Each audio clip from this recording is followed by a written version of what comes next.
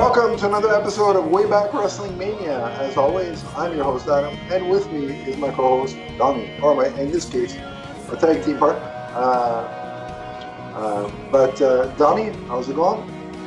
Hey, what's up, AEW fans? It's the podcasting machine, the big nerd in green, the man who is all elite in dad jokes and shameless plugs. It is the Emerald Enthusiast.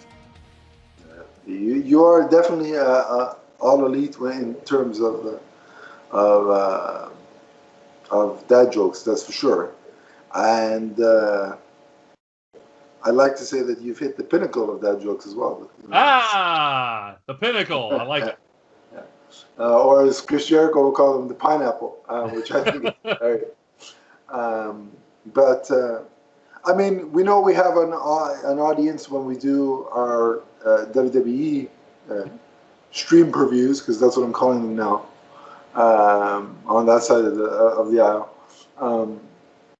episodes. But you wanted to give a brief background of yourself for AEW fans who may not know who you are, why you're on a wrestling podcast or vidcast. Sure.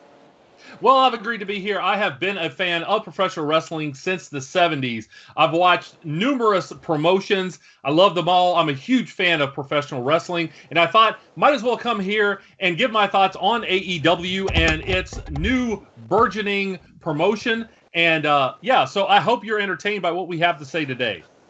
Yeah, and I've been a fan of wrestling since the 80s, late 80s, early 90s. Because, maybe 85, 86, I guess. I remember I was really young. And, of course, it was WWF at the time, but I also I loved WCW as well. The Monday Night Wars were a great period in professional wrestling, so I've been following it a long time. And, I've dipped in and out over the years, but no, they pulled me back in. And many a lady wrestler, Donnie, are on my Omniverse wife list. And for the people that don't know what that is, basically it's a list of all the lovely ladies in the world of entertainment that I have a crush on. And so, because we're comics fans as well, I have a Multiverse / Omniverse wives list, and so many wrestling ladies have made the list. And you may see me refer to that list throughout this episode and subsequent episodes in the future. So that's a little bit of background on us for the strictly AEW watchers who haven't watched our WWE stuff yet. Now you know a bit about us, but we're here to talk about specifically AEW's recent pay-per view events, and we can call them that for AEW because they actually are pay-per-views. Yes. And Double or Nothing was their latest event, and so that's what we're going to run down and share our thoughts on. Before we do that, there is some news regarding AEW in the fact that they have 2 new signings, Donnie. One is more in the realm of commentary / coaching. Okay. And I'm speaking of the world's strongest man, Mark Henry. Mm-hmm. And I think that's a valuable signing for them. If you've ever listened to him in post-wrestling interviews or on a podcast, obviously he's very knowledgeable to business. He loves the business. And obviously having been in it, he's got good insight. And so he'll make a valuable commentator, and I think he's going to be working the Rampage TV series, which is AEW's upcoming 1-hour Friday night show on TNT. But I think also as a coach, I think he'll be a valuable addition. What do you think? Yeah, obviously Mark Henry is somebody who brings multiple talents to the table. Right. A remarkable athlete, a veteran in the business, can offer a lot of different advice to wrestlers. Right. And like you, I think he's a valuable pickup. Now, that being said, I do think Tony Khan needs to be a little careful in continuing to bring on people onto the roster that are not in-ring talents, because I know the guy has a lot of money, but at the same time, eventually he's going to want his venture to turn profits. Yeah. So I would be careful in the future. But when you're talking about people like Big Show and Mark Henry, you can't pass up those opportunities. Right. And I think, I don't know, I don't necessarily need to see those two guys wrestle anymore. They may, I could see them doing a couple of matches. I don't think either has the itch to get back into the ring long term. Yeah, exactly. Maybe on a very limited basis, but yeah. And the other signing is an in-ring talent. Mm-hmm. And it is former WWE superstar Andrade. Mm-hmm. I think this is a great signing by Tony Khan. Andrade is immensely talented. I liked him in WWE. I thought he was good as the U.S. champion, I think, for a while there. I think he had a run back in NXT with the NXT title as well. So, he's also won several championships in Mexico as well. I think he was ultimately a wasted talent in WWE, which is true of a lot of guys that they've still got on the roster that they don't use. Yeah, you and I were just talking about how WWE does not always maximize the talent that they have had, especially in the last 15 years or so. There's been a lot of opportunities, I believe, that have slipped away from them. Yeah, and I think that's down to one man, and I think it's Vince. Look, I respect Vince McMahon immensely for revolutionizing professional wrestling and making it this pop culture phenomenon and presence. Mm-hmm. But I think it will be best for WWE when Vince steps aside, because in terms of in-ring product, the best show WWE has is NXT. Mm-hmm. And that's run by Triple H, with assistance from Shawn Michaels. Sure.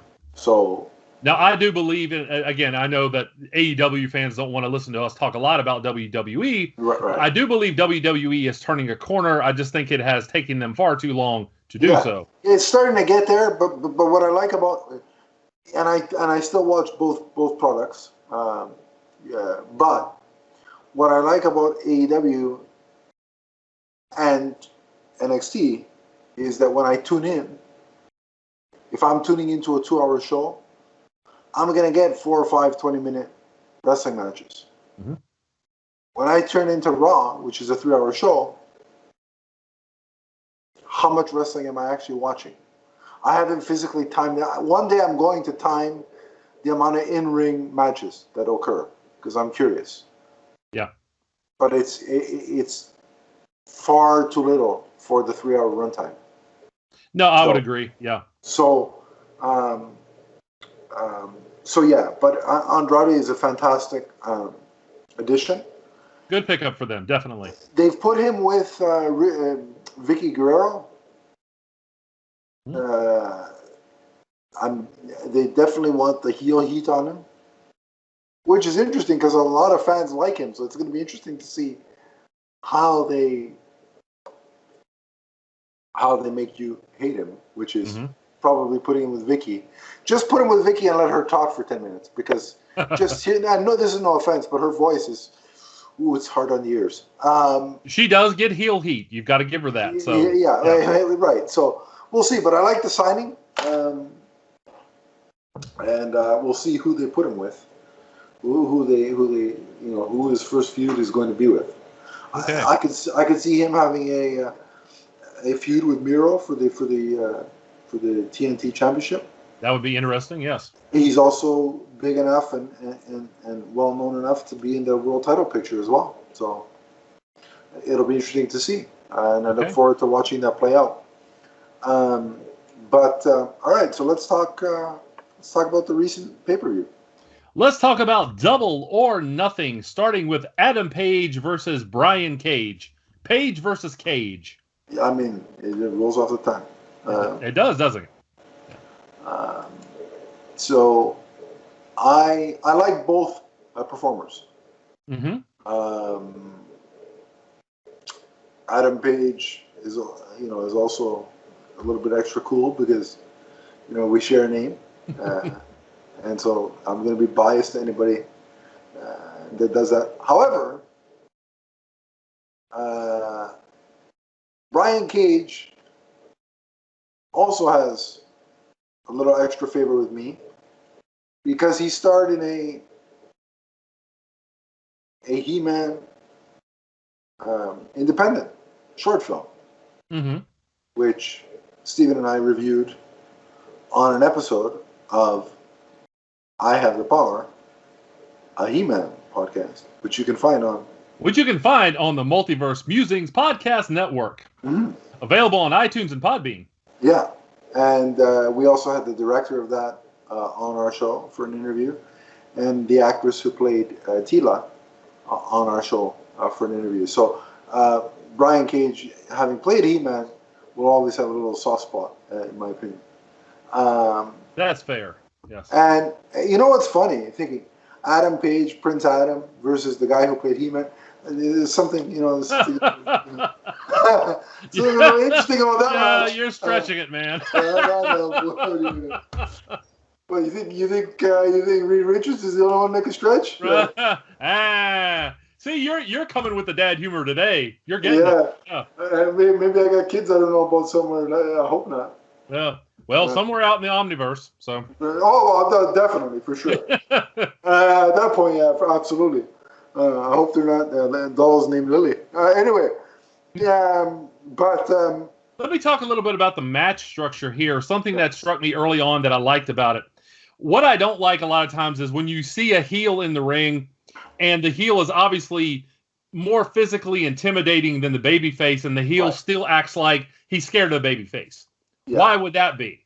That is not the case here. Adam Page had to work to gain the upper hand on Brian Cage, and I like that. He had to work very hard because, Brian Cage came in, ready to deal the physicality, and he did. Oh, he's a beast. Yeah. I mean, like the sheer strength on that guy. Yeah. I believe, and I don't know why these small little moves, these classic, if you will, archetypal moves, like a suplex on the outside just gets me excited. I don't know why that is, but it's just like, ow, that looked like it hurt. Yeah. And it looked like it hurt both guys, they were definitely working stiff, and I'll say this about Brian Cage too. He is very athletic. We know Hangman's athletic. Yeah, didn't he do what's it called? I don't know what the move is called, but there were several moves. There was a Hurricane Rana. That's the one. Yeah. There was a Liger Bomb. There were several big moves, and I'm going to say this too. Adam Page's Buckshot Lariat is one of the best finishers in wrestling, all of wrestling. No, I agree with that, because I think if you're going to knock, think about it. If you're really hitting somebody at that top speed with all your force, if you were really hitting somebody, you definitely knock them out. Mm-hmm. So it's a believable finisher. Definitely. And the guys look like they are more than willing to take a stiff shot. I don't know how stiff it is, but it looks like they're willing to take that to make the move look good. So, yeah, and I think Brian Cage can take a few stiff shots, more so than a lot of other people, just because. Well, it's interesting. It looked like there was one point in this match he was setting up to try his own Buckshot Lariat, which was countered, and then Hangman hit. I don't know if they call it the F5 in AEW, but that's the move that he hit, the F5. Yeah, right, yeah. Which I'm trying to think, I don't think I've ever seen him hit that move before. Mm-hmm. Which is interesting. You know what was really cool, though, as well? Okay. I got to give credit to Taz on commentary. Yeah, Taz is good at that. Like, he's very knowledgeable in terms of, again, analyzing the moves, Mm-hmm. and it makes it, when he's talking about certain moves, and the positioning and this and that and the force and all that, it legitimizes what you're watching because he's so knowledgeable about the thing, right?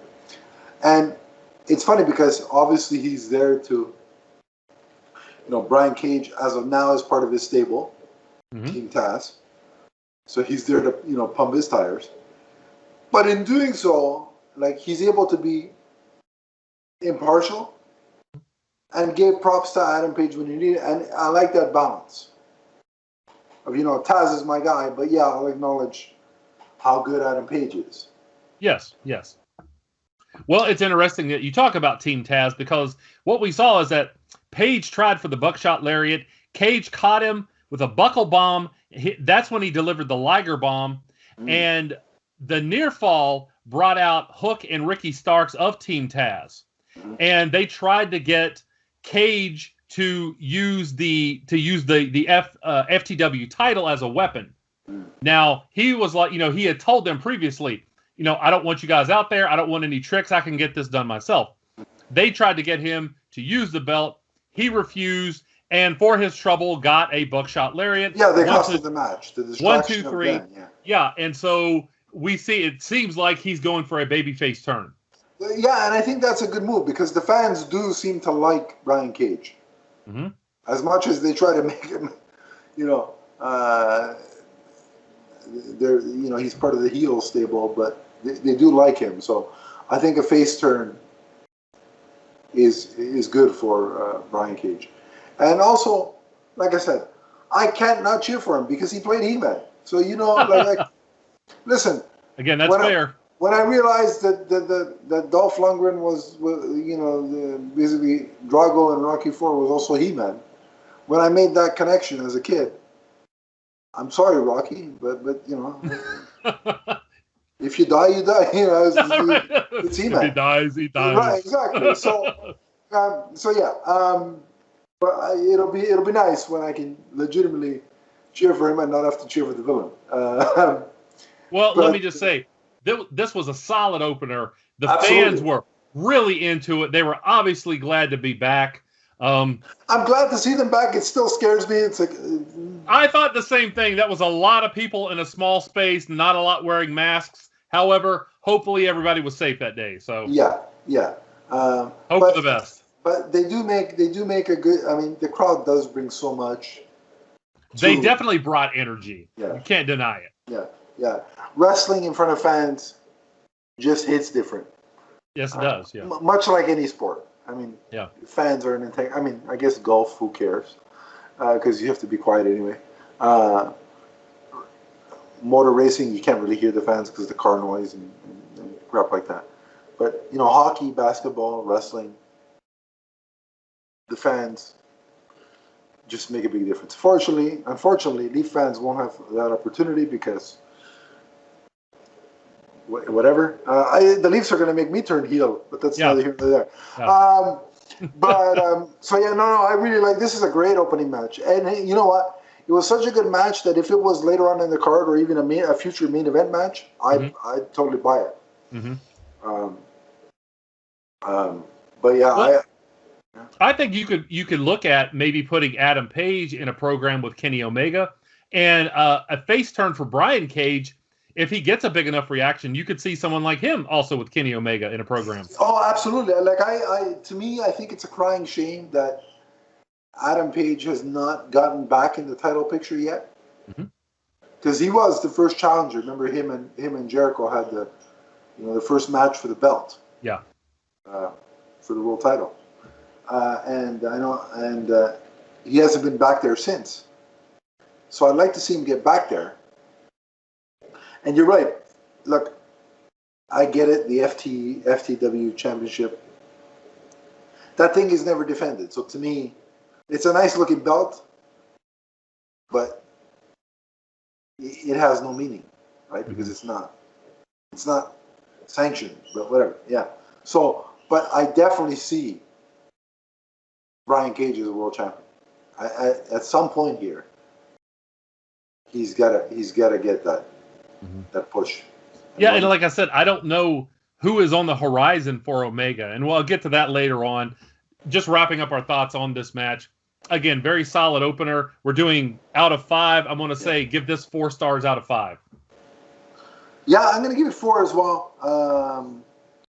The combination of the buckshot lariat and the move, what was it called? The one that you said a couple times, I can't think of it. The Hurricane Rana, the Liger Bomb. Yeah, the Liger Bomb. Okay. The Liger Bomb, those two spots were my favorite of the match. Yeah. And special mention goes to that suplex on the outside, as I said earlier. But yeah, 4 to 5 for this match. It was really strong. Strong start. Yeah. So we are on to Jon Moxley and Eddie Kingston versus the Young Bucks. So let me say this. The Young Bucks, sometimes in the past, I've looked at them as having a weakness of they do a big move and they preen for the crowd, or they do a big move and then they do another big move. In this one, we saw a lot of kind of old school cohesive wrestling that I thought made this match possibly the best one of the night. There were several really good matches, but I really liked the things that the Young Bucks were doing that weren't their big moves. And by the way, I like high spots as much as anybody. Oh, yeah. But the things they were doing to really, number one, they were antagonizing the crowd, and they were setting up a good match structure which worked toward the strengths of Moxley and Kingston, because they look like 2 barroom brawlers, Absolutely. They look like, 2 of the toughest plumbers you've ever seen. They're ready to get down and dirty, and they're ready to hurt you, and they're ready to be hurt in the process. You certainly don't want to get into a fight with either of those 2 people. Yeah, and and I wasn't sure how their style would mesh with the Young Bucks, but it went better than I could have hoped. So, yeah, I've gotten, I fluctuate when it comes to the Young Bucks. Sometimes I like them, sometimes they annoy me. It just varies. But you're right. I think since they've turned heel, they're more enjoyable. Mm-hmm. I like them better as heels. AEW is really pushing the idea that I don't know who's going to beat these guys. Mm-hmm.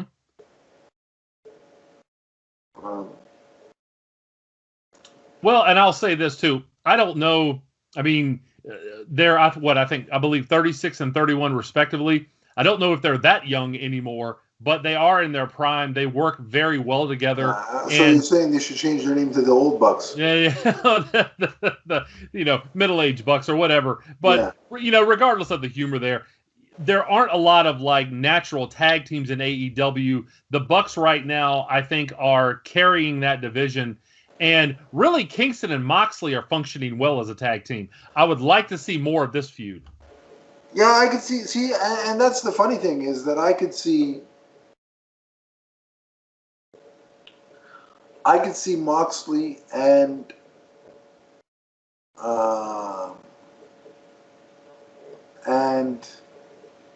Eddie Kingston dethroning them. I really could. Mm-hmm.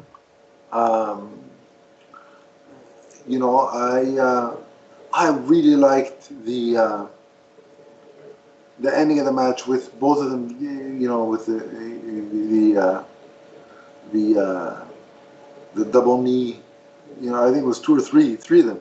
I believe it was 4. And that's the kind of thing I liked. First of all, I liked that the Bucks were antagonizing the crowd with. They mocked Randy Savage. I believe they mocked Hulk Hogan at one point. Yeah. They did. They mocked the Shield. They did. The Shield powerbomb. They did a mocking of that, and that was really annoying the crowd. You could hear the boos. Yeah. So I really liked that, but it was the things I was seeing between the big moves, like the kicks, the underhanded tactics. There was one point that one of the Bucks did a super kick to Eddie Kingston's knee to stop a move. It was little things like that I thought really helped out the match structure. Right. Made it enjoyable. And in terms of the Bucks, I really like, again, the 4 knee strikes to the head. Yeah, that's believably that would knock somebody out, even if you're as tough as John Moxley. 4 of those shots to the head, gonna knock you out. Yeah. And those look believable. John Moxley is an excellent seller. Yeah. He's somebody who can make you believe he's really getting hurt. And also the camera angles, the way the way it's filmed, it looks like they're actually making legit, full force contact. Mm-hmm. So all that stuff kind of helps the believability of it. But I do like the what's the move called? The Indie Taker, I think it's called. Yeah, are you talking? Well, which move? The BTE trigger or the? No, the Indie Taker, where it's like the. Oh right, okay. Tombstone, right. But the other guy's on the top row. Yeah. Right. Yeah. I obviously that's a nod to. It's in the name. It's a nod to the Undertaker, but Indie because they were on the Indie series. So. Right. So there's that. And then it's like the Meltzer driver. It's like they're trying to appease Dave Meltzer, and it's like a lot of people can't stand him. And so it's kind of funny that they have that move. So I mean, like I said, they have a lot of great moves, but when you combine it with the heel aspect and then the physicality, I think they're really coming into their own as the villains. Mm-hmm. And Don Callis is one SOB that's easy to hate. Yeah, and he is getting that heat. And let me say this about the match structure here. The story that was being told is, Moxley and Kingston were in there doing their best, and the Bucks eventually wore them down because they were the more natural team. And you saw that at the end with the double kicks, Moxley doing his best to try to hang in there and keep kicking out, but eventually he couldn't. Yeah. And the Bucks retained the title. And it's I think it's a great way to go because you could continue this feud, and as Moxley and Kingston get more experience together, then if they do eventually win the titles, then it's believable because they're gaining more experience. Yeah. As good as a tag team as Kenny Omega and Adam Page were, and I liked their title run, the way 2 singles competitors were thrust into a tag team and they won as quickly as they did, I thought was a little bit too rushed. You know what I mean? Mm-hmm. Mm-hmm. So if this is more of a slow build that eventually leads to John and Eddie winning the titles, I'd be okay with that. Most definitely. I definitely want to see more of this feud because I think there's plenty left there. Yeah, absolutely. And I should comment, those tag team titles are beautiful. I think they're one of the best looking belts, period. Yeah. I would agree. I definitely like those titles. I like a lot of just the aesthetics of the AEW belts. So, yeah, they're like old school, legit wrestling belts. Yeah. Which I like. So I'm going to give that match a 5. I thought it was wonderful, and again, I wasn't sure how the Bucks would work with Moxley and Kingston. I was pleasantly surprised. I'll agree with that. It was a 5-star match. I think, again, on paper, their styles don't necessarily mix, but I think the Young Bucks adapting, and again, it shows their range as performers to be able to do the high-flying stuff, but also to get, barroom down and dirty kind of thing as well. So they've got good variety in their game. So well done. Yeah, it was a great match. Yeah. So next up we have the Casino Battle Royal, which is kind of like a modified Royal Rumble type of thing where we had different groups of people coming in as the clock. What was the 3 minutes, I believe? Yes, 3 minutes. Yeah, it was every 3 minutes we had, different suits, mimicking, a deck of cards. And so it started off with Powerhouse Hobbs, who I think has a bright future, by the way. Absolutely, yeah. Yeah. Dustin Rhodes, Max Caster, Matt Sydal, and was that 5? I believe that was 5. Anyway, Yes. So Big Show joined Excalibur, Jim Ross, and Tony Schiavone on commentary. I realize his name was Paul White, but after calling him Big Show for 20 years, I just can't get it out of my head that he's Big Show. So yeah. So big and no shirt saying no more BS is not going to change that. Sorry. Yeah, no, you remember when they tried calling him the Big Nasty in WWF? Like imagine me calling Hulk Hogan Terry Bollea after all these. Yeah, I can't. Yeah, he's Hulk. He's Hulk. Yeah. So yeah.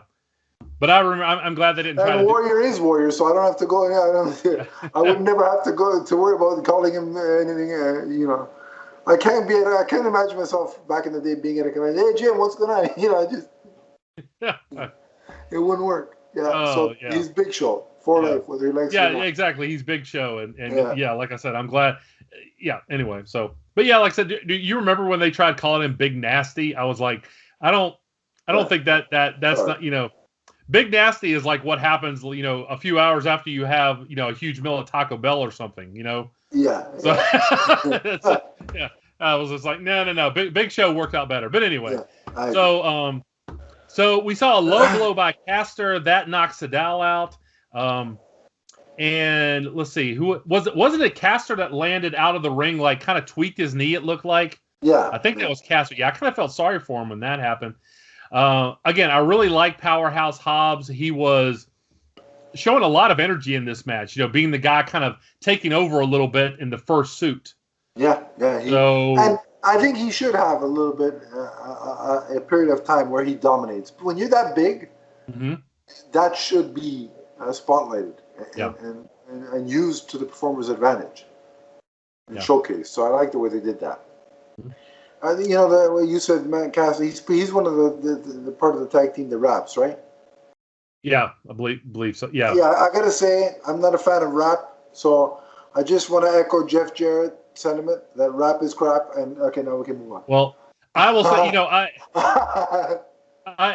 when has there ever been a good wrestler who raps? Now, I'm not talking about Snoop Dogg, somebody who is actually a rapper who then came in and wrestled or whatever. I'm talking about a wrestler who actually raps. Yeah. No. I don't know. I know some people would probably say Cena, but regardless, anyway, when that happened, he's not a legit rapper. He's let's be called what he is. Who it reminded me of? It reminded me of Oscar from Men on a Mission, when he would come out and he would do all these weird rhymes, and anyway. So. Well, I just wanted to get that point. The Jeff Jarrett, rap is crap kind of. I know. I did it. So yeah, that was another. I digress here. I hated that feud. They're like, country music. I'm like, wait a minute, country music versus rap music. I'm like, so if you win, I don't like any of them. I'm like, but what do you win? If you win, is everybody going to agree that your type of music is better? No, people are still going to like what they like. Call a spade. I don't like any of them. The only good thing about country music, in my opinion, is a lot of good-looking women sing it. So there it is. Anyway, and that's not the only time. Remember, they did that at SummerSlam one year. It was Mabel versus Jeff Jarrett. And they're like, country versus rap. And I'm like, here we go. Again? Yeah. Anyway, although I think actually that came before the whole the No Limit Soldiers against the West I just like the phrase rap is crap because I agree with it. But right. Oh, there you go. Okay. But that means nothing to do with country because I don't like that either. So. Okay. So then we had the Diamonds enter. We saw Matt Hardy, who was trying to set up a trap for anybody coming through the entranceway there.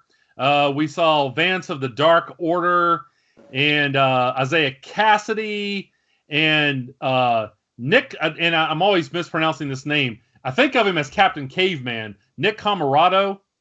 That guy who he is, I really love the old school vibe that he gives off. Like, he does look like a caveman. Yeah, but I like. I mean, he's intimidating. You know what he reminds me of? He reminds me of, and mainly because he's hairy. Mm-hmm. Remember Hercules? Oh yeah, okay. As in Hernandez. Yeah. Yeah, the one that remember $1 Million Man owned him. Remember him? Yeah. No, Stephen, I'm not calling you Hercules. You'll always be Virgil. Him. Yeah. It's just the hair. It's like, now they could have a hair versus hair match. Oh well, yeah. Make him shave his chest and his torso. That would take an hour. Yeah. But yeah, I like how that and who was it? Serpentico. Yeah. Also came in. So I saw where Vance tried a couple of clotheslines, but Camarado rocked him with a spear at one point. And let's see, was it Dustin Rhodes got mad and hit Camarado with a cowbell, I believe. He grabbed the strap and rocked him. Yeah, it was, yeah. But then Hobbs grabbed Dustin Rhodes and hit him with the cowbell. And he dumped him. Yeah. And we saw Christian Cage hit the kill switch. I really dig what Christian's doing so far in AEW. I like the way they brought him in. Mm-hmm. You know, well, you saw the heat when Christian came face to face with Matt Hardy. That's kind of a time-honored feud there. Yeah, and you could tell the fans wanted to see more of it. Mm-hmm. So I'd like to see them in a program together. Mm-hmm. And you could play it up, their past in WWE. You can allude to that, in the feud. So I think there's advantages to doing that. Right. Not on a long-term basis, but a limited run against each other. Sure, why not? Yeah, but for right now, might as well get what you can out of these guys. Yeah. So next up was the Hearts group, and I believe it was the Varsity Blondes, Colt Cabana, was it Cassidy, and was it Penta? Yes. Who, by the way, favorite attire of the night, the Joker themed attire that Penta was wearing. Yes. I loved it. That I've got to believe that would make a great limited edition action figure. Probably. And some of those AEW action figures look really nice. Mm-hmm. Like the detail on them is great. I'm not collecting those. I do have a friend of mine who collects those, and they are very difficult to find. They are very well done, and there is a myriad of collectors out there. They are really, scratching a lot of collector itches for people. So I'd like to get a Jericho figure, because Jericho's, he's Le Champion and he's Canadian. Mm-hmm. There was a special edition, and his father was a hockey player, so you got to give him. Right. There was a special edition Touch of the Bubbly figure. Yeah. That had the table and a bunch of accessories. Remember when he lost the belt? Oh yeah. He got stolen from him. Mm-hmm. And he's in his hot tub and he's drinking the thing. He really went full out with that gimmick, I'll tell you. Mm-hmm. But yeah, no. I just want to comment. The detail on those figures is great. And the articulation is too. If you've ever seen them up close, there's all kinds of articulation. Oh, cool. And even actually, I saw one. It was Orange Cassidy. It had the cloth clothing. Right. Nice looking figure. Even though I'm not a fan of Orange Cassidy, and I'll talk about that later. Yeah. But it was a great looking figure. He does nothing for me. I'll be honest with you. So next up, we have the Spades. They entered, headlined by Jungle Boy, and we saw who was it? What was it? The Private Party. The other member, the one that's really good, the member of Private Party. I can't remember their names. Yeah, Mark Quinn. Mark Quinn, who I think he's somebody else. I think that they could do more with him. So I don't think they're being used right as proteges of Matt Hardy. Basically I call him the IRS version of Matt Hardy. Mm-hmm. To me, I don't think this angle is working for him, like this persona. Mm-hmm. And I don't think it's working for Private Party either. They've lost steam since being with him, in my opinion. No, I would agree with you on that. I thought that they had a high ceiling, and I don't know, maybe there's injuries to play. There's injuries at play here. I don't know. Yeah. But let's see. We had Aaron Solo, Evil Uno, who I'm also not a fan of, and Big Shotty, Lee Johnson. Yeah. So they came in. I just want to double back for a sec. And the Varsity Blondes, right? Is that what? Yes. Is that? Yeah, Varsity Blondes. I think there's big upside for that tag team going forward. Like they're a team you could build to, and have them in the tag title picture. And it's hard to not root for Brian Pillman Jr. with all that he's been through. Right, and with all the attention on him now would be the time to continue that build for him and that team. Yeah. So I hope they do that. because I think, like I said, there's very few natural teams that I in AEW that I think could beat the Bucks, but I think Varsity Blondes could. Mm-hmm. So With enough, it would be interesting if there's enough build-up. By the way, speaking of Private Party, how in the world do they wrestle in it was like khakis and like dress shirts? Well, that might go to your point about there being injuries involved because they didn't even dress in wrestling attire. So yeah, I don't know. To me that would seem very uncomfortable, especially in where were they? They were Jacksonville. Yeah, so it's got to be hot down there. Yeah. So yeah. Like I don't even want to wear dress pants when I have to. Right. Imagine being like when you see me at like weddings or confirmations and say, I'm like, I got to get out of this freaking, Yeah, meetings in church, and as soon as it's over, give me joggers and a superhero T-shirt, and I'm at home, baby. Oh right, I like your fashion sense. I don't walk around in spandex underwear like wrestlers do, but T-shirt and joggers are my kind of jam, So we saw again. I don't want to go point by point here because everybody, of course, remembers what happened. We saw a bunch of eliminations that ended with Christian Cage and Jungle Boy facing one-on-one. I do like the way they got rid of Matt Hardy, though. The way they played up that he tried to convince Christian for all time's sake to work together. And then Christian's like, all right, and then just throws him out. Yeah. I like that, yeah. That was very veteran, very wily. Yeah. I liked it. But and another thing I will say, too, I like that, you saw what looked like the near elimination of Jungle Boy, and he kind of swung around the post back in. Mm-hmm. It reminded me a lot of, and I always have to make this reference, Kofi Kingston, the kind of unusual things that he's able to do. That's what Jungle Boy reminded me of. Like Jungle Boy to me is kind of like a mix of, he has the potential to be a hybrid of Shawn Michaels and Kofi Kingston. Too many Kingstons got that.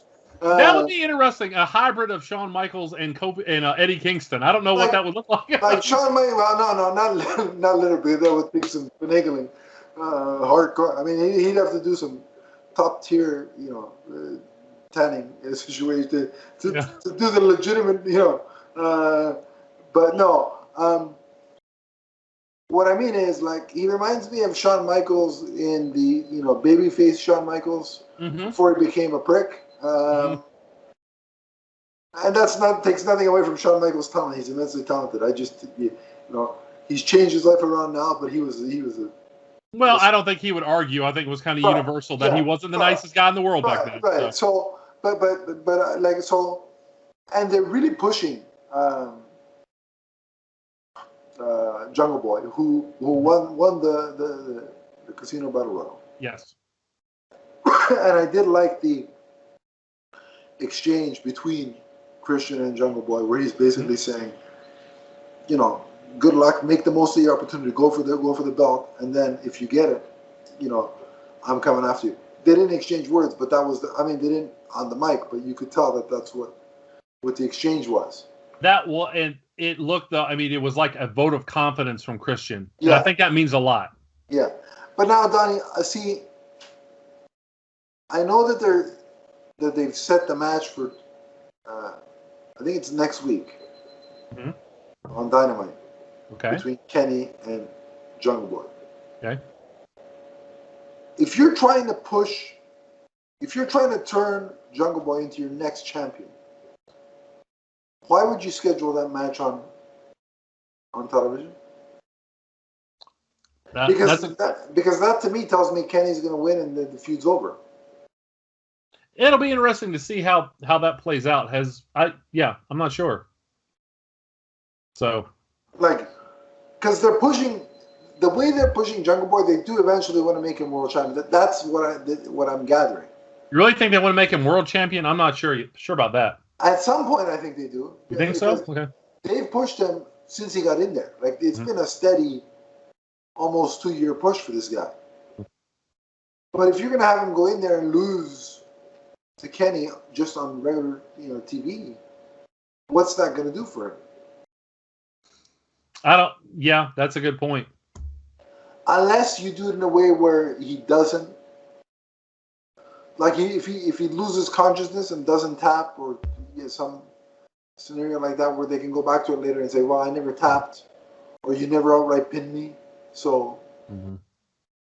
Well, I think you could have a number of matches, and I definitely think he'll be a better opponent than Orange Cassidy was. But again, I'm getting ahead of myself. Like ultimately, I think he could get there in a few years, like as a world champion. But before that, I'd put the TNT title on him. First. Do you ever see Luchasaurus turning on him? I could see that. That would be an interesting development. I could see that. Yeah. Yeah. I mean, who knows? It could happen as early as next week. Mm-hmm. Yeah.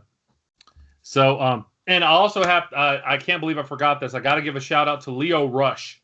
In the middle of all that was absolutely, he brought a lot of energy. Now, he used to be with WWE, correct? Mm-hmm. Yes. A lot of energy, very slippery. He had the crowd on his side, so you got to believe that at some point in the future, AEW has got to push him a little bit. The crowd was, but have they given him a full-term contract yet or not? I'm not sure about that. Yeah.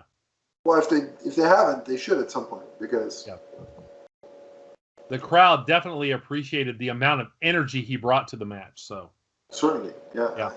Again, another guy that I could see as the TNT champion. Okay, so what would you rate the match? The whole Battle Royal? Mm-hmm. I'd give it a solid 4. I would say, somewhere along that. I'd say, I don't know, maybe, I'm going to say 3.5. Okay. I think it's hard to know how these things are going to turn out. Because it really is, because there's so much going on. Yeah. And there's not enough, moments where individuals shine. Mm-hmm. So... I see that. Yeah. So that's fair. Yeah. So you know what? I'll change my rating then to 3.5. You've made me reconsider 3.5. So I talked you into it. Okay, all right. No, it was enjoyable. I'm not exactly sure what the match needed, but I think it ended on a high note. I like that AEW tried their own spin on a Royal Rumble / Battle Royal type match, that they have their own idea of how they're doing it. That's cool. I mean, the core essential elements of a Royal Rumble are still in play, but there's a little added, twist. Mm-hmm. And I like how there's that one entrant that you don't know who it's going to be. Right. The Joker kind of thing. Yeah. Yep. And we definitely saw the Joker this time. So. Yeah. Next up, we have the American Dream, Cody Rhodes, against, looking very patriotic, by the way. Yeah. Against Anthony Ogogo. And a lot of people, I actually saw people online saying that Cody actually looked like Homelander. And I was like, well, that's that's probably not the kind of patriotism you want, but I can see what people were talking about. I can see that, yeah. Yeah. I will say that, the crowd started to chant USA, and it took me a minute to remember. I'm like, oh yeah, Anthony Ogogo is at least he's from England, so this makes somewhat, it's a logical development. Something I hate is for them to start the USA chant when both competitors are from America or neither one is from America, and they start chanting that anyway. It's like, why? We've seen that in the past. I'm like, who are you cheering for? Just the country at large. They don't care about who's in the ring. Yeah, exactly. I remember they started one time. It was like Bret Hart and Hakushi, and they're like USA, and I was like, what are you cheering for the concessions guy? What are you doing? But anyway, so maybe the guy brought some good cotton candy around coming around. So I like this match. I like it was very kind of old school, a lot of chain wrestling, and you would expect that from Cody. Ogogo, he hung with Cody a little bit more than I thought he would, as far as being able to, and you've got to respect Ogogo, by the way. The whole story with his sight, having those surgeries to come back and do this. I also liked a spot where he was on the ropes, like Cody was trying to do a move from the top rope, and Ogogo hit this little, chippy uppercut. Yeah. And it was a good angle, and it looked believable. And I was like, again, a little thing, but I thought lent itself well to the match. I think what's impressive about him is that he's got size, like he's imposing, not on the level of, say, a super big man, but he's beefy, muscular. But he's also got that high flying element because he did that frog splash, right? Mm-hmm. And I like how the commentary played up that he comes from the boxing world. Mm-hmm. And how it's a very different animal than professional wrestling. And how, the commentators were playing it up that they were impressed as well that he could hang with Cody. So I like the way that was done. Mm-hmm. Well, and what you're talking about there with the boxing element, that lends credibility. When you have somebody who has a skill like that, when they throw a punch, that brings a level of, maybe he really hurt Cody with that. Maybe he's going to knock him out with it. Yeah. I will say, though, there was one point, I believe, in this match, though, where he knocked Cody off the ropes, and he did the frog splash, but he got down first, and it's like he lost his, train of thought. He's like, oh, no, I need to go back up to the ropes. So there's still a little bit of greenness here where he's developing, but I thought this match came off a lot better than I thought it would. So, yeah, I like I said, I like the fact that they're really playing up to this this split between the Nightmare family and this and that, with QT Marshall and his faction. Mm-hmm. And it led to this match, and it's not over because I think eventually there's almost got to be like a 6 or 8 man tag between the two factions to kind of resolve it. And I think with a guy like Cody, I think it'd be more of a traditional 6 or 8 man tag than more of like a brawl or a cinematic match or something like that. So in this match, we actually saw Ogogo hit a big uppercut, and I believe that was the point where Cody hit the mat. Ogogo covered him, and it was either Cody's hand or foot was under the bottom rope. And so it looked like for a second that Cody was rocked, maybe going out, but the referee was like, no, we can't do this. Eventually, because again, Cody wasn't, he was out of the ring. Part of him was out of the ring.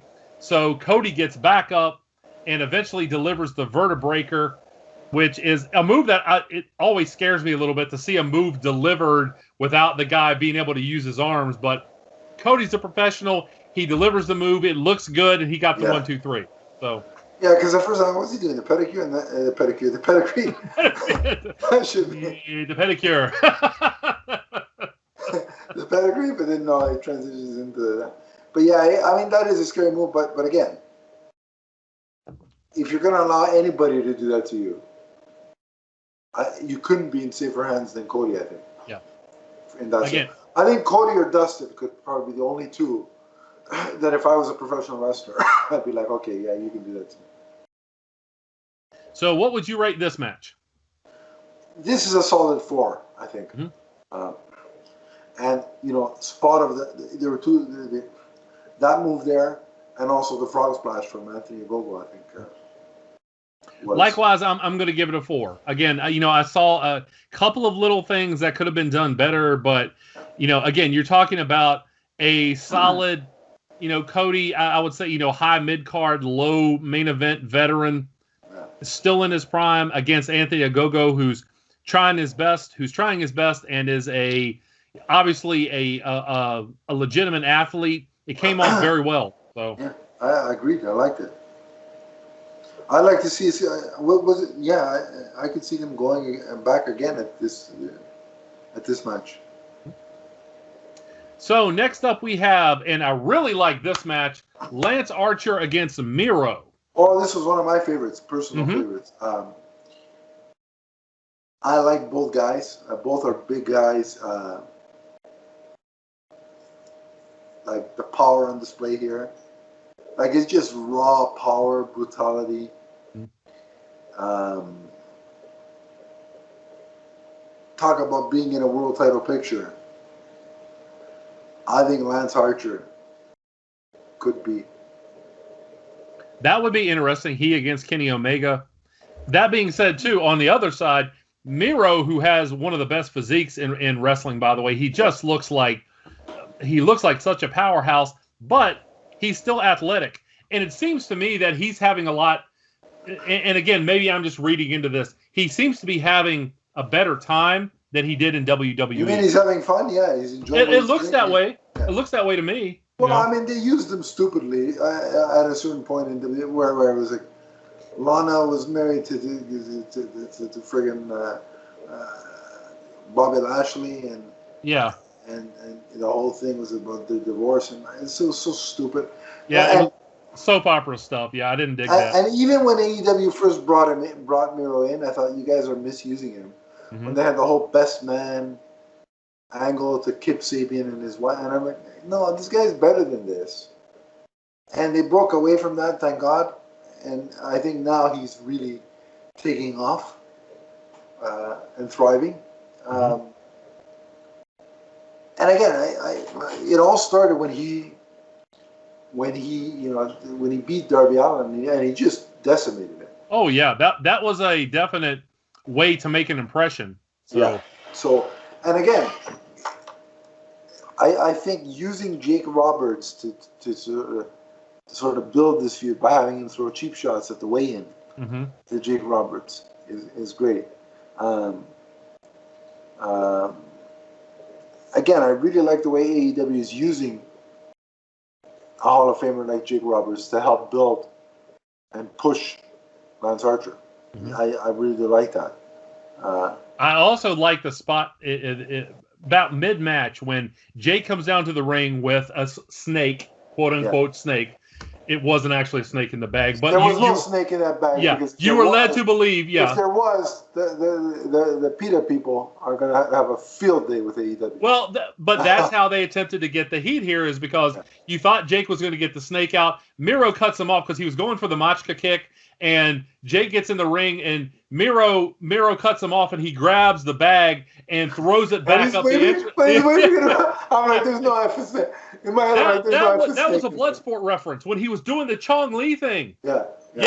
That's another thing that I noticed. But when I saw him doing that, I'm like, okay, there's no way there's an effing snake in there, because nobody would play around like that with it. Yeah. I don't care. It's in the bag. Like, I ain't tossed it. But you heard the crowd like, ooh, when he threw it back because they weren't sure, But yes, that was a Bloodsport route, because you remember that Chong Li did that with Ray Jackson's bandana. So yeah, I got to be honest with you. I do want to see Miro get the snake at some point. It would be interesting. Yeah. Come on, especially because I just watched the Sunday before last Sunday. Mm-hmm. It was the Jake the Snake. It was the WWE hidden treasures, where they go out and look for. Oh yeah. And Jake was looking for the original bag that he had. There were several Damians, but they had Damien in there. So just seeing that bag, I'm like, come on, I want to see the snake again. He brought back all. I'm like, now he really deserves the snake. Mm-hmm. By the way, did you see? And obviously, I don't want to go into it here because it's definitely not PG-13. The Dark Side of the Ring, called In the Shadow of Grizzly Smith. I haven't seen that one yet.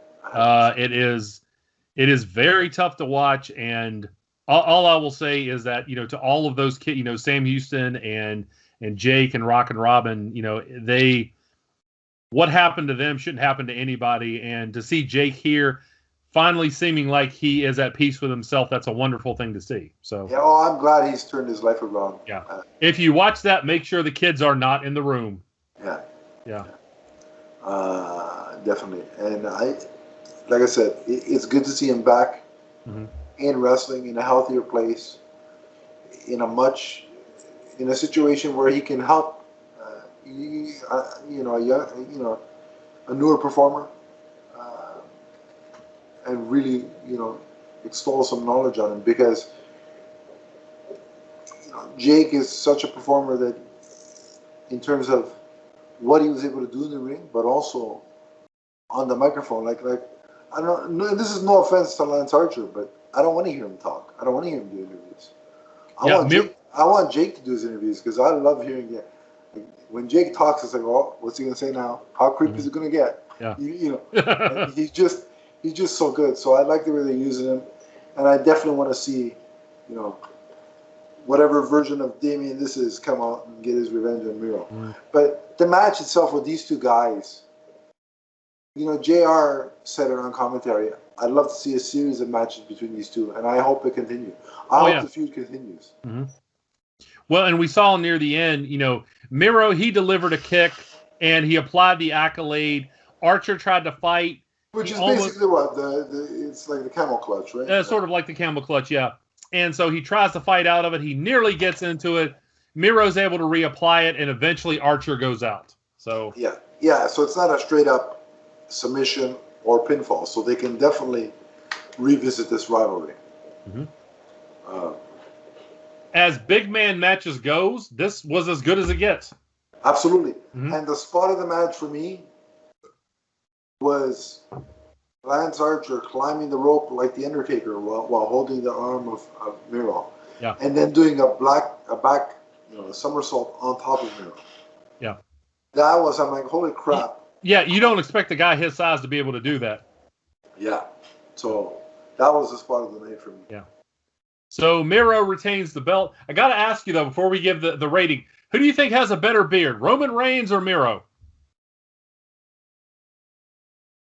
Well, it's a shame that Miro's not in the WWE because they could do a beard versus beard match at some point. And I think Miro has the best beard in wrestling. I'm just going to put that out. I would agree. And the other thing Miro's got going for him, not only is he the TNT champion, not only does he have, like you said, one of the best beards in wrestling, but he's married to Lana, and you can't. Who we've got to believe should be on her way to AEW now. And also, this is my first opportunity to get the pen out. But Lana, right? Mm-hmm. WWE, or formerly of the WWE. She is Miro's wife, and I respect that. But in the Omniverse, she's one of my wives, and for that reason, is on the list. Okay. Well, whatever Earth that is that she is married to that version of you. Yeah, I hope that some version of Miro doesn't show up. Yeah, I hope so. Yeah, I hope so too. Because I don't want to be in that spot. I don't want it to be Rusev Day or Miro Day or whatever you call it. So, what would you rate this match? I'm going to give it a 4.5. I really, really like this match. That was my rating too. 4.5. Storytelling, the sheer power. And that move by Lance Archer, and the threat of potentially seeing the Snake again. Yeah. I will say for Lance Archer, though, I think they just need to call him Lance Archer. Or, they could call him the Hawk or something like that. But Murder Hawk Monster sounds kind of like a Looney Tunes character. I don't think he needs that name. It's a tongue twister for sure. Yeah. But as far as those two in this match, their facial expressions, and you could hear, it was muscle on muscle at a lot of points. So, these guys weren't afraid to lay those. And when Miro does a belly-to-belly suplex, man, it's wow, it's freaking impressive. Mm-hmm. So next up, we get the much anticipated Dr. Britt Baker, DMD, against the AEW Women's Champion Hikaru Shida. Excuse me. I will say this, too, before the match started. With both Shida and Baker, if you didn't know anything about wrestling and you were watching the first time, you automatically knew who the heel was and who the babyface was. Because Shida came out, she was in all white. She was the Focus champion. She's honored to be performing in front of the crowd, whereas Britt Baker comes out, in the red. She's got the makeup on. They're both wearing a bunch of glitter, by the way. Yeah. But she is acting, really conceited, and they were playing their parts before the match started. Right, it's old school, but it's old school style, right? There's no ambiguity here. It's good. Mm-hmm. It's good woman versus bad woman. You can't call them girls. They're in their 20s. Well, right, yeah. Riho is still 14, 15, whatever she is, but no, that's not her age, but she looks 14, 15. So she's very small, but yeah.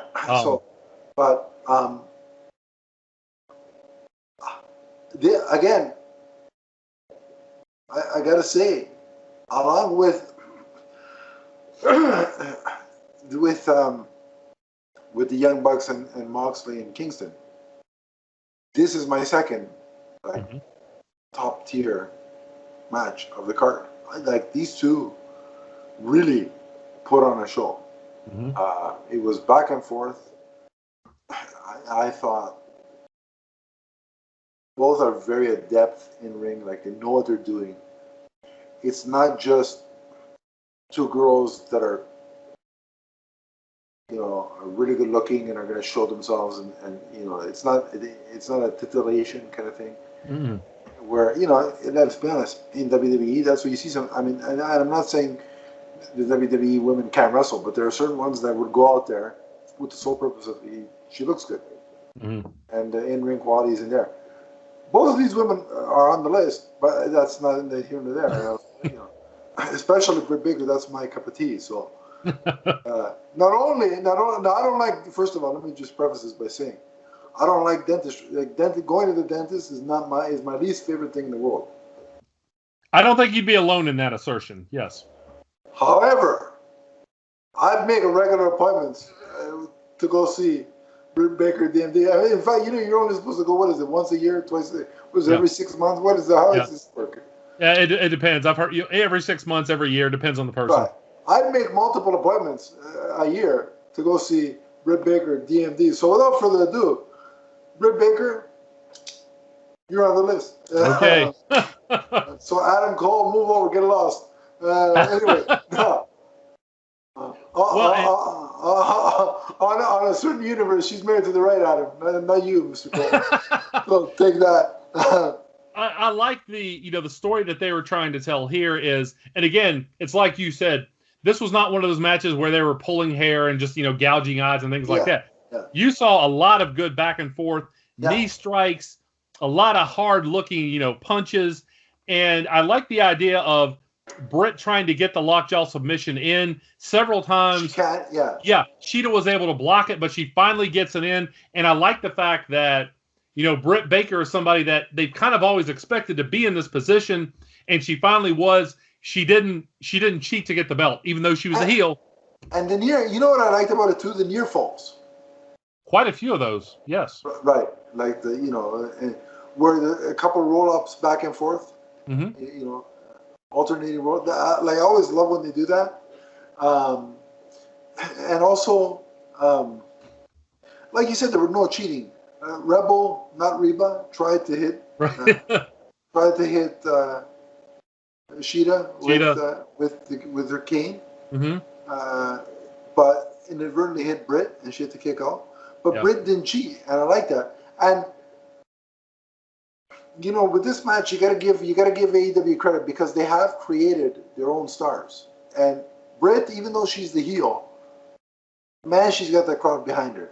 At least she had it in this. They were chanting DMD, so it may be that they can't keep Britt heel for long.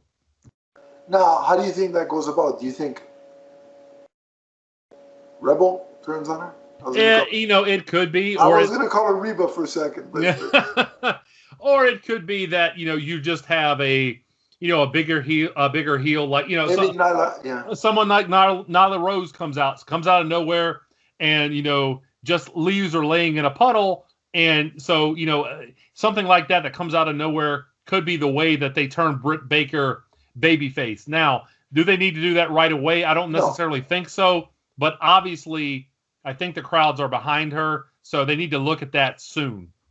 You know what I really liked about one of the spots I read? It was Britt. I can't remember. I'm blanking on names today, but there's a particular kind of suplex that Britt did. It's not a traditional suplex. It's one where you grab the leg a certain way, and it's like more of a twisty. What's the name of it? Come on. Is it it's like a fisherman suplex? Am I right? But I don't think that's the name for it. I don't think that's the name of it. But you know which one I'm talking about. You know the spot I'm talking about. I can't think of the name, but that was the move that I was like, oh wow, that Britt pulled off, and I'm like, that was my spot of the match.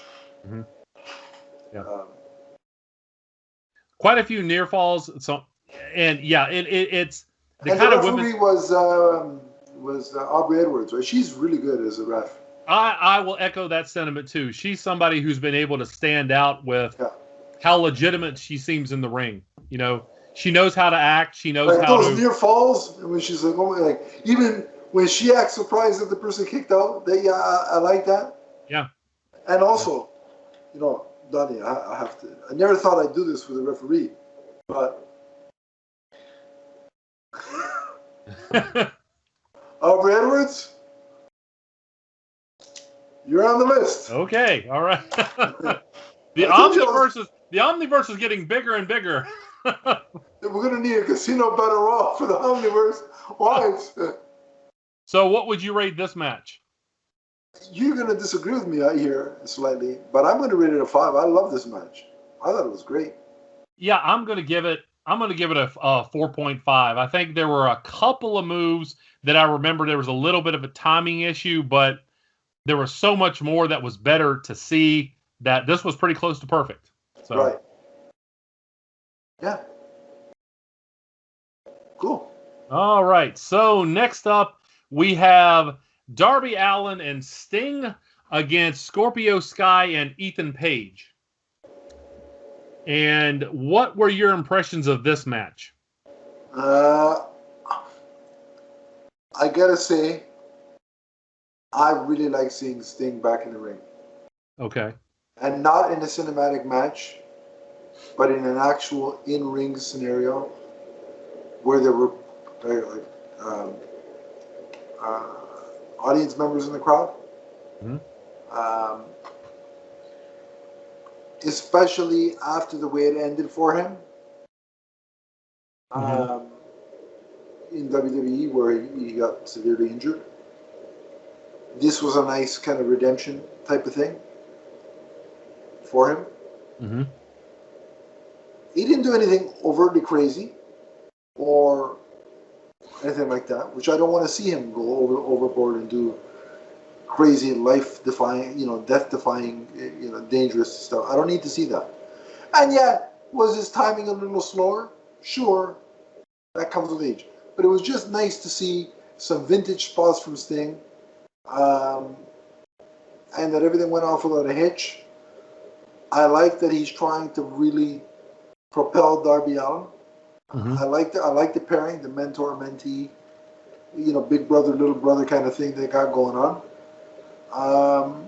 So I enjoyed it, and I enjoyed the culmination of, the storyline of those two guys getting what's coming to them after, all the shenanigans that they caused those two guys. So overall I enjoyed it. I will say this. I have a little bit of the opposite reaction to Sting as far as him being in the ring. Now, this match, a lot of it was the heels working over Darby Allin, which I thought was the correct way to go. Sting, I think, has a lot to offer as far as being an on-screen persona, but when I see him at his age, it always makes me a little bit apprehensive to see him doing moves. Now, he didn't go over the top here, and as far as doing anything dangerous. Yeah. I do like the way the match ended, and that was Sky tried the springboard cutter, and Sting caught him and turned it into the Scorpion Death Drop. That was a great spot. For the win. I really don't want to see Sting continue in an in-match capacity because I worry that he's going to hurt himself. And again, seeing somebody in there, what is he? Is he in his late 50s now? Late 50s or early 60s. Or something like that. He was a guy who had a lot of a lot of energy when he was younger, and he was known for that. You hate to see him kind of slow here.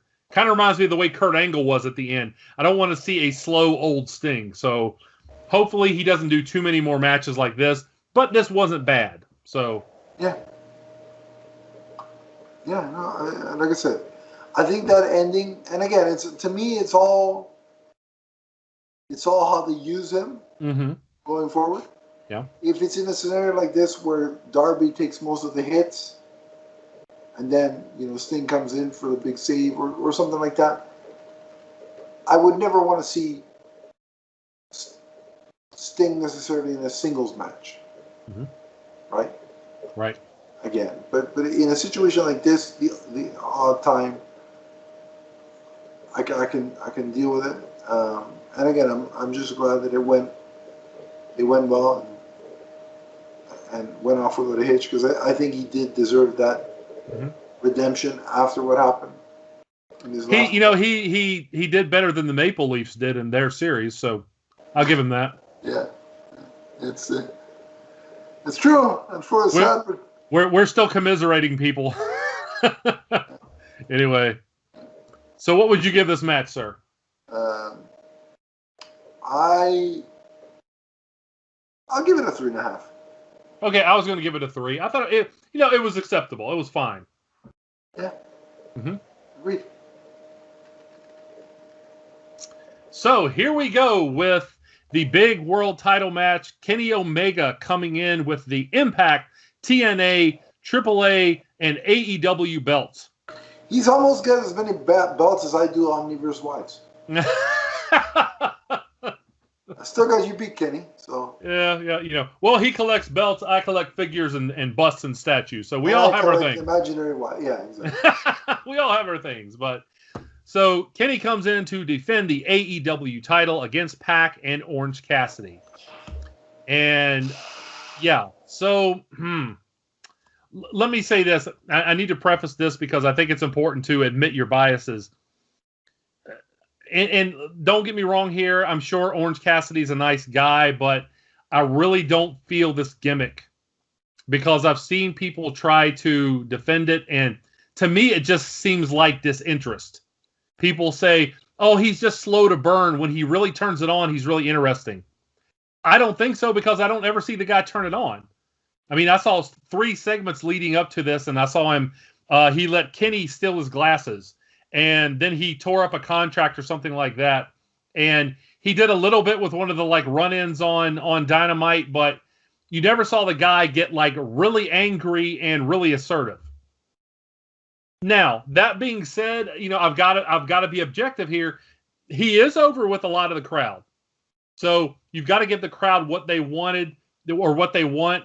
But as far as seeing this unfold the way it did, I thought the match would have been better had Orange Cassidy not been in it.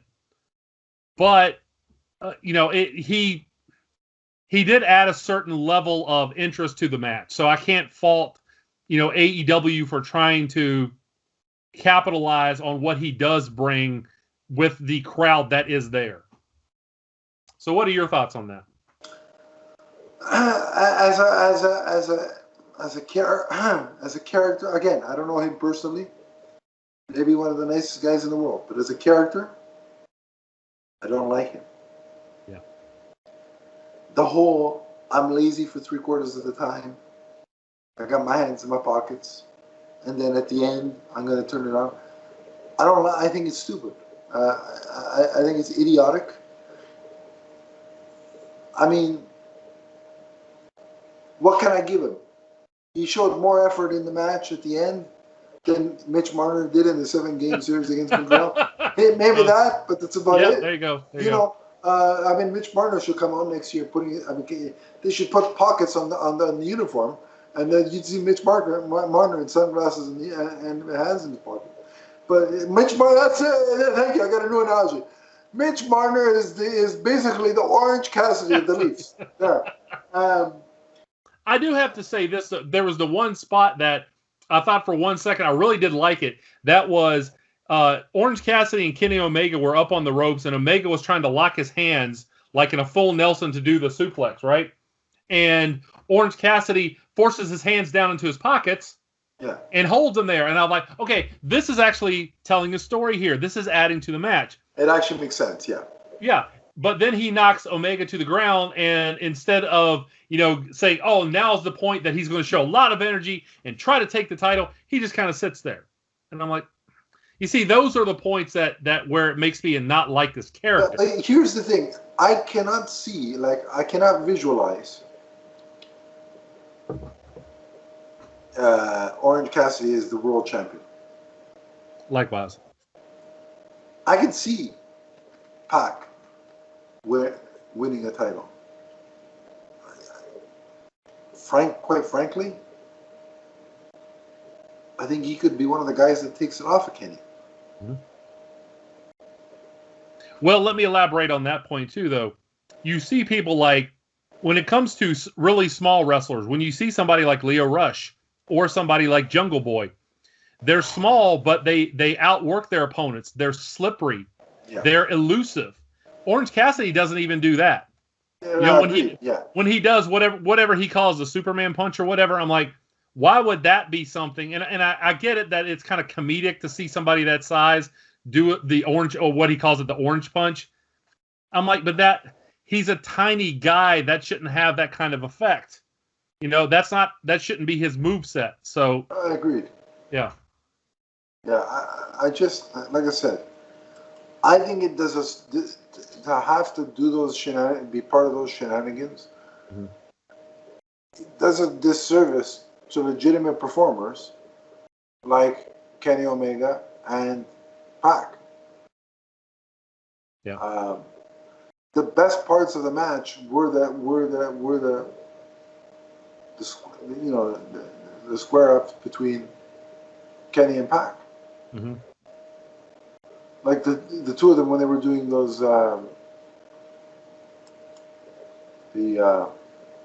why am I forgetting names of moves today? Jeez.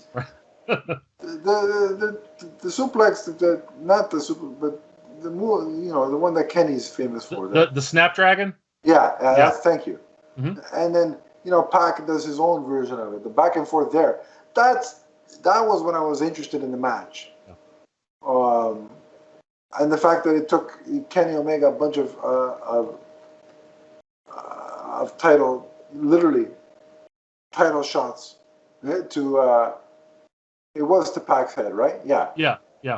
To eventually win the title. Mm-hmm. And I like that they gave you the illusion just for 1 second that Orange Cassidy was going to win, and the crowd got all hot. And then, of course, Kenny reverses it 1, 2, 3. Right. Yeah, and look, and that's what I mean. Look who Kenny had to be. Look who Kenny beat to retain. Yeah. Which to me says, if I'm the AEW creative team, I'd continue the feud with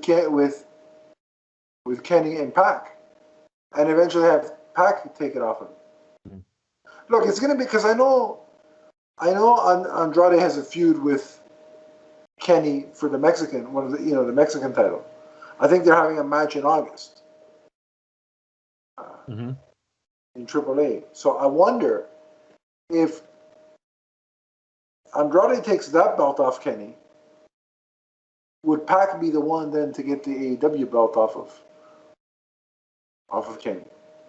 Because I don't think you're gonna have Andrade take both off of him. No, I don't. I just, for right now, it seems like Omega is kind of on a different level than everybody else. Okay, so let me ask you. Okay. Because this ties in with Kenny. Mm-hmm. How long do you see his AEW World Title reign being? Is number one. Mm-hmm. And number two, who do you see taking it off of him? Right now, I would say it should go a few months at least, because I feel like it's kind of like what we talked about with Roman Reigns. Roman's doing so well that even though there are people that could take it off of him, he's performing at such a level that you don't want to stifle that. I feel the same with Kenny. He's doing so well, and even though I've heard reports that he has like a torn labrum or something like that in one of his shoulders, he definitely doesn't look like it. So I would say have him hold the belt for a while, get a lot of heat on him, so when he does lose it, it's a big deal. Don't do it on a Dynamite. Do it on a big pay-per-view. That's why I don't think Jungle Boy is winning anything, because they're doing it on a Dynamite. Yeah. Now, as for who would take it off of him right now, that's a good question. Again, maybe Hangman Page. See, and that's why I think if you did something like that on a pay-per-view with Jungle Boy, I think the pop would be insane. Mm-hmm. Because the fans are behind Jungle Boy, but he's also the underdog in that scenario. Mm-hmm. So if you build it up right, you could get a hell of a reaction from the crowd. Yeah. But that's why I struggle. as to why they're doing that match on Dynamite, because I see the potential of, if you build it up right, you could pull off the eventual Jungle Boy winning it and having the crowd go nuts. Mm-hmm. Yeah. Well, like I said, I don't and exactly. Then imagine if Jungle Boy were to win it, and that's when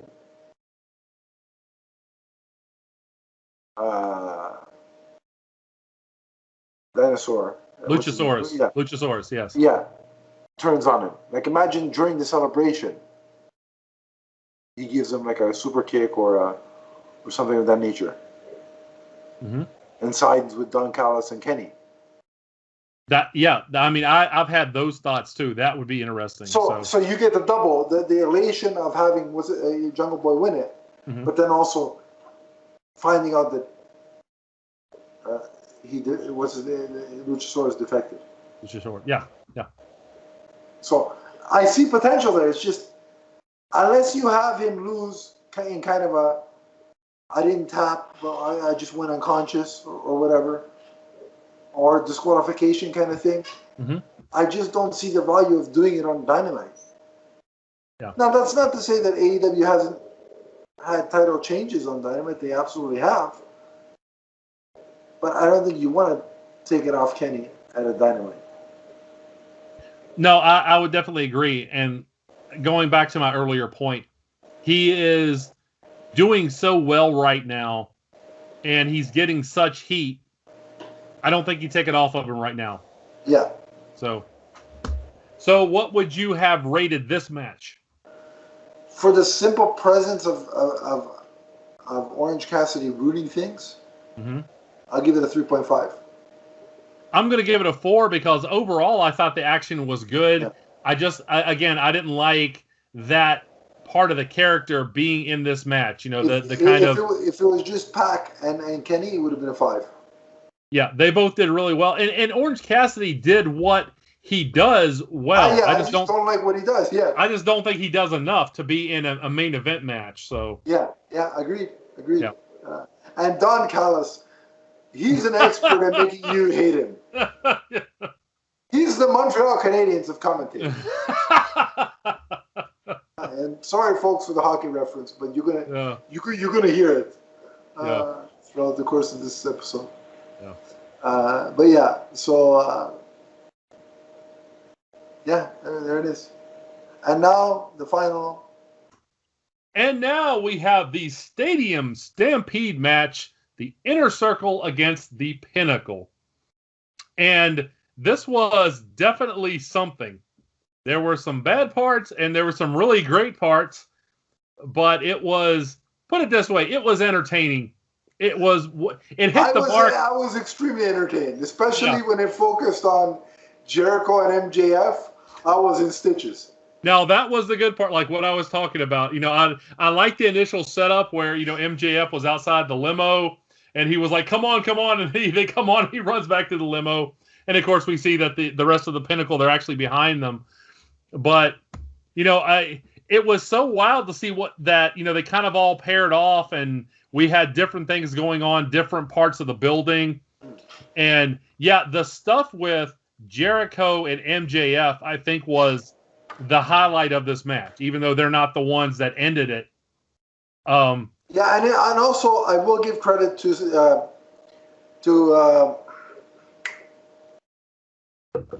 what's the name? Sammy Guevara and Sean Spears. Yeah. Those two pairings were what really made the match for me. Right. Now there were parts with Jake Hager and Wardlow. I didn't think came off as well. Like one time, Wardlow, he picked up like a couple of what looked like empty water canisters, and was hitting Hager with the water canisters or whatever. And I was like, what? That doesn't look like it would hurt. That reminded me of WCW Uncensored in '95. Yeah. You know, where Harlem Heat and the Nasty Boys were like fighting with brooms outside and things like that.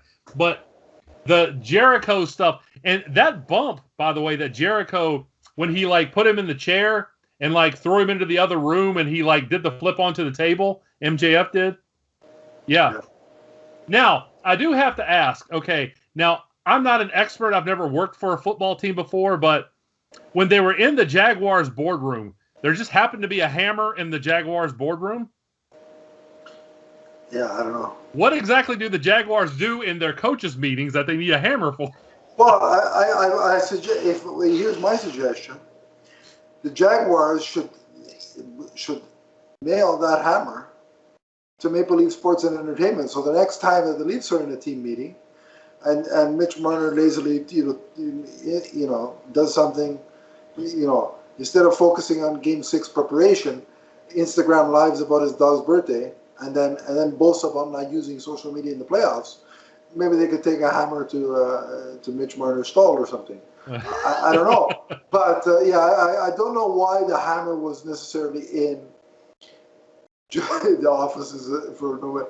I did like the spot where they're going through basically the Jaguar, the entire facility. Yeah. And they end up in the coach's office. Oh, yeah. Here, use the football. Throw the football. Or the boardroom. Yeah. When he throws them through the glass. Yeah. Oh, man.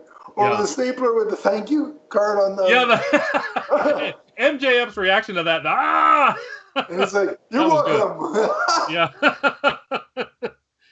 Yeah, and like I said, I like the way that, they had it going on in different areas, but I wondered, like, every time they showed one, I was like, is the match going to end, like, off screen and they're going to have to go back to it or something? I didn't exactly know what was going to happen. See, I was confused. Was part of this a cinematic match, do you think? I do know I was a little confused when they went into, like, the club area. Because the way they would cut away from certain things, I'm like, is that cinematic? Where now, like, you're... And it's just been cleverly edited together to look like, It wouldn't have surprised me if maybe some of that stuff was edited in. I don't know. Like the stuff in The Office. Yeah. I like. By the way, I did like seeing Conan in the middle of the match. That was a surprise. Yeah. I like the way they're bringing in the classic stars and using. Yeah. I got to give AEW credit for that. They're doing it properly. Whereas Vince would put them in the ring and say, "Here, fight." Yeah. Oh. Yeah. I like the fact that at one point too, it looked like MJF was trying to throw Jericho like off of the balcony. Yeah. And now it's like, no. And then Jericho does it, but he throws him through the table. Yeah. And that's what I liked about those two pairing off. You felt the hatred, and you felt like every smash with a chair, garbage can, through the glass. You felt that it hurt, like it had intent behind it. Mm-hmm. If that makes sense. Yeah. No, I definitely think that it does. And, again, I thought about this when the match was preparing to end and you had Guevara and Spears in the ring. Yeah. And Guevara was getting ready to, hit the, what is it called? The 630 senton. Yeah. Okay. I thought it would have been really funny had he hit that and, hit the 1, 2, and, oh, ladies and gentlemen, sorry, MJF just pinned Chris Jericho somewhere. Match is over. Yeah. That would have been funny. I don't think the crowd would have liked it, but it would have amused me. That's a great finisher. By the way, oh, definitely. That's amazing what he does. Yeah. And he is like, he could play the 2099 Spider-Man. Good point. Because the way he moves is incredible. And you know what? He had his own personal issues, which he went away and got taken care of. So I respect him for that. Like, I respect when a guy can go away, admit that he's got issues, and then come back and be... So I like it. And in terms of the feud, I like that he got the pin because it was his kind of back and forth with MJF that caused all this. It was the catalyst for this feud. Yeah. And if you want to hear more about Spider-Man 99, Spider-Man 2099, or any comics, you can look us up on the Multiverse Musings podcast. Yeah, like I set you up for that. That was like available on iTunes and Podbean, and also join us right here for more episodes of the Multiverse Musings vidcast. Okay, so what I was just thinking, because apparently the feud between the Pinnacle and the Inner Circle isn't going anywhere, according to last night's Dynamite. Mm-hmm. So, you know how the Pinnacle has Tully Blanchard? Yes. You know who I'd like to see the Inner Circle recruits as a sort of mentor or manager type? Arn, maybe? No. I'd like to Okay. see them bring in Bret Hart. Oh, that would be interesting, yeah. Jericho, the Canadian angle, you know? Yeah. I would love it. And Bret's already done some stuff with AEW with presenting the title. So, just something I'd like to see personally. I think it'd be a cool pairing. And I want to say this too. Seeing the pay-per-view end this way, where you had the rest of the Inner Circle, they joined Guevara in the ring. Yeah. Fozzie's playing, and the fans are singing along with it. And you could never make, you had to turn the Inner Circle babyface. You couldn't keep it them as heels the way the crowd reacts to Jericho and them. Yeah. You can't. And yeah, and what I wanted to say was that the pandemic has just taken so much out of us all. To see the fans back cheering, especially someone like Jericho, who's responsible for a lot of what AEW has become. They gave the fans what they wanted, and I was very relieved to see that. So yeah, it would have been absolutely stupid to have the Inner Circle disband. No, I would agree. So, what would you rate this match, sir?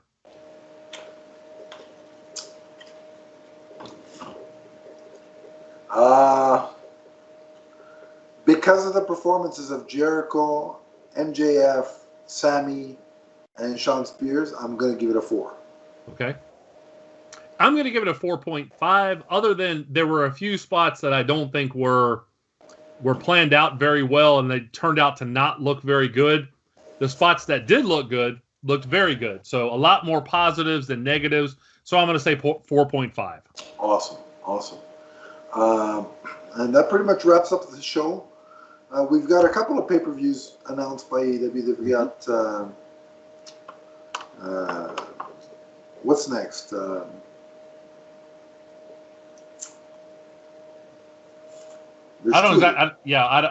All Out and Full Gear. It might be. I have last week's Dynamite recorded. And I haven't even had a chance to watch. Yeah, I gotta watch Friday's last night's Dynamite. Mm-hmm. But I think Full Gear is first, and then All Out. I'm a little bit mixed on which one's when, but we'll cover those. And I gotta give AEW props if they're gonna charge extra prices for their pay-per-views. At least they don't do them monthly. Yeah, I would agree. And again, not doing a monthly pay-per-view makes your show more meaningful in the sense that because there's so much time between the TV show and the pay-per-views, there is a threat that titles could change on your TV show. With WWE, I never get the sense that a title is going to change on a Raw or SmackDown. And I would agree. I think monthly pay-per-views are a little bit too much. So yeah. Right. So, but again, WWE they're not pay-per-views anymore because they're stream per-views. Yeah. But we'll cover those both All Out and Full Gear, whichever one comes first. And so we will be continuing our AEW discussions. So you'll get more of that from us here on WBW Mania. But if you want to talk AEW or WWE or whatever with us, you can on social media. So Donnie, if they want to talk wrestling or superheroes with you, where can they do that? You can find me on Twitter as the Emerald Enthusiast. Let's talk pro wrestling. Let's talk comics. Let's talk collectibles. Let's talk Green Lantern. Awesome. And if you want to talk with me about wrestling or any other, superhero or comic books or anything like that, it's at Adam_Leafs fan. In brackets, it's not, but it should be disgruntled Leaf fan. But I digress. It's Adam_Leaf fan on Twitter. And then the network of shows that I have is under the @MMNPDC Twitter handle. We also have a Facebook page, which is in the description below. Click it. I will add you, and we can continue the conversation there. But remember that AEW Double or Nothing is forever. From the first time MJF got thrown to a pane of glass To the last. So long, everybody.